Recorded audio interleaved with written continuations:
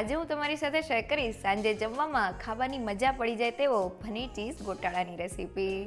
તો સુરત શહેરનો famous paneer cheese ગોટાળો સ્વાદમાં થોડો તીખો અને એકદમ ચટાકેદાર લાગે છે, જેને આપણે ઘરે અમુક ટિપ્સ સાથે બનાવશું. જેમાં શાકભાજી સાથે એક એવી વસ્તુ ઉમેરશું કે પનીર ચીઝ ગોટાળો એકદમ લટપટ ગ્રેવી સાથે પરફેક્ટ તૈયાર થશે. સાથે તે બનાવવામાં એટલો સહેલો છે કે ફક્ત 10થી 15 મિનિટમાં આખા પરિવાર માટે તૈયાર થઈ જાય છે. તો જમવામાં ઓછી મહેનતમાં કંઈક ચટપટું બનાવવું હોય તો એકવાર પનીર ચીઝ ગોટાળો ચોક્કસથી ટ્રાય કરવા જેવો છે. તો ચાલો રેસીપી શરૂ કરીએ. એકદમ ટેસ્ટી પનીર ચીઝ ગોટાળો બનાવવા પેનમાં 3 મોટી ચમચીલું તેલ એડ કરી દઈએ. ગરમ તેલમાં 1 ચમચીલું જીરું એડ કરીને તેને સારી રીતે કકડાવી લઈએ. હવે મેં અહીંયા 1 કપ અને 2 મીડિયમ સાઇઝની ડુંગળીને ઝીણી સુધારી લીધેલી છે, તેને એડ કરીને સારી રીતે સાતળી લઈએ. તો ડુંગળીને સાતળતી વખતે આપણે ગેસની ફ્લેમ હાઈ જ રાખવાની છે. તો લગભગ 2 થી 3 મિનિટ જેવું થઈ ગયું છે અને ડુંગળી સારી રીતે સતળાઈ ગઈ છે.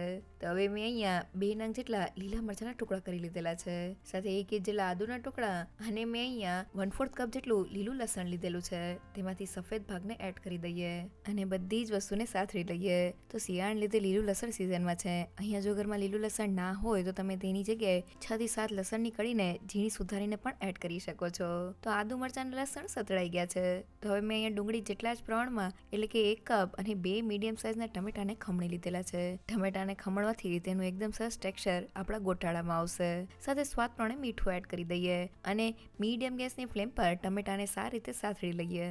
તો ટમેટાને સાતળતી વખતે આપણે ગેસની ફ્લેમ મીડિયમ રાખવાની છે અને તેને સતત હલાવતા રહેવાનું છે. તો લગભગ 3 થી 4 મિનિટ જેવું થઈ ગયું છે અને ગ્રેવીની સાઇડ્સમાંથી તેલ છૂટું પડી ગયું છે. મીન્સ આપણા ટમેટા સારી રીતે સતળાઈ ગયા છે અને તેમાં જરા પણ પાણીનો ભાગ નથી. તો હવે મેં અહીંયા 2 કપ જેટલી પાલકને ઝીણી સુધારી લીધેલી છે, તેને એડ કરી દઈએ. સાથે લીલા લસણના લીલા ભાગને એડ કરીને પાલકને હાઈ ગેસની ફ્લેમ પર સાતળી લઈએ. તો પાલકને કૂક થતાં એકદમ ઓછો સમય લાગે છે. તો લગભગ 2 થી 3 મિનિટ જેવું થઈ ગયું છે અને પાલક એકદમ સારી રીતે સતળાઈ ગઈ છે. આપણે તેને ઓવરકુક નથી કરવાની. તો પેનના સેન્ટરમાં થોડી જગ્યા કરી લઈએ અને તેમાં 2 મોટી ચમચીલું બટર એડ કરી દઈએ. બટર સાથે ગોટાળાનો સ્વાદ એકદમ વધી જાય છે.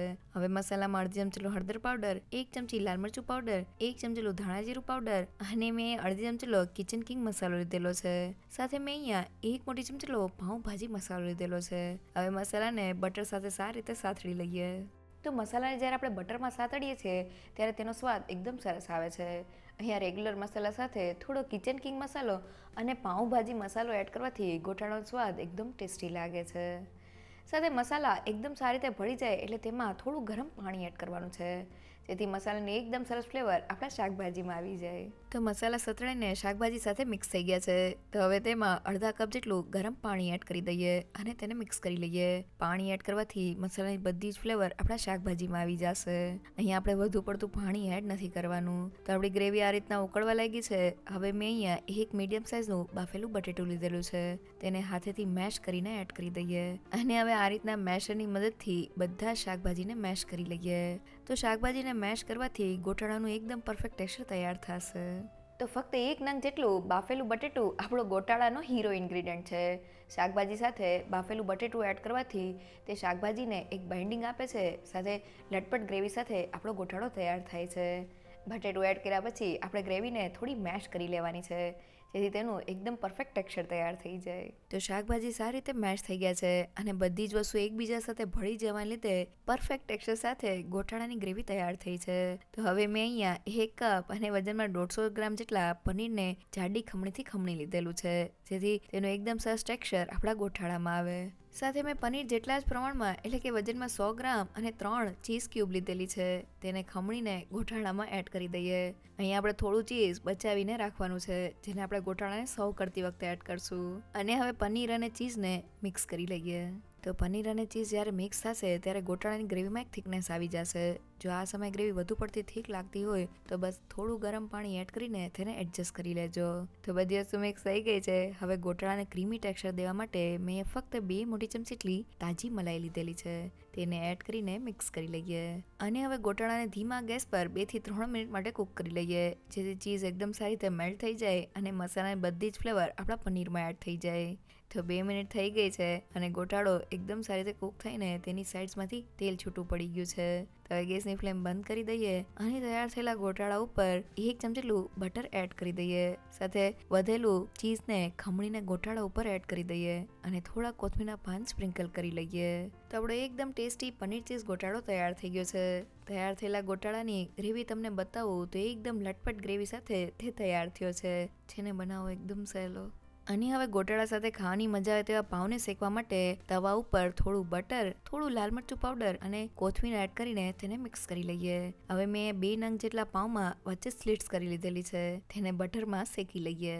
તો પાવ એકદમ સારી રીતે શેકાઈ ગયા છે, તેને ગરમા ગરમ ગોટાળા સાથે સર્વ કરી લઈએ. તો જમવામાં ઓછી મહેનતમાં કંઈક ચટપટું ખાવું હોય તો પનીર ચીઝ ગોટાળો એકવાર ચોક્કસથી ટ્રાય કરવા જેવો છે. ગોટાળો બનાવતી વખતે બસ તમારે અમુક વાતનું ધ્યાન રાખવાનું છે. પહેલી એ કે ગોટાળાની ગ્રેવીમાં જેટલી તમે ડુંગળી લેતા હોય તેટલા જ પ્રમાણમાં ટમેટાં લેવાના છે. ડુંગળી અને ટમેટાનું માપ સરખું રાખવાનું છે. સાથે ગોટાળામાં રેગ્યુલર મસાલા સાથે થોડો કિચન કિંગ મસાલો અને પાઉંભાજી મસાલો એડ કરવાથી ગોટાળાનો સ્વાદ એકદમ ટેસ્ટી લાગે છે. સાથે શાકભાજી સાથે બસ 1 નંગ જેટલું બાફેલું બટેટું એડ કરવાથી ગોટાળાની ગ્રેવીને એક થિકનેસ અને બાઇન્ડિંગ મળે છે. સાથે ગોટાળામાં પનીર અને ચીઝ સાથે બસ થોડી ઘરની મલાઈ એડ કરવાથી ગોટાળાનું એકદમ ક્રીમી ટેક્સચર તૈયાર થાય છે. જો તમને મારી આજની રેસીપી ગમી હોય તો મને કમેન્ટ સેક્શનમાં જરૂરથી કહેજો. સાથે મારા વિડીયોને લાઇક અને ફ્રેન્ડ્સ અને ફેમિલીમાં શેર કરજો અને મારી ચેનલને સબસ્ક્રાઈબ કરવાનું ના ભૂલશો. તો ફરી મળીએ એક નવી રેસીપી સાથે.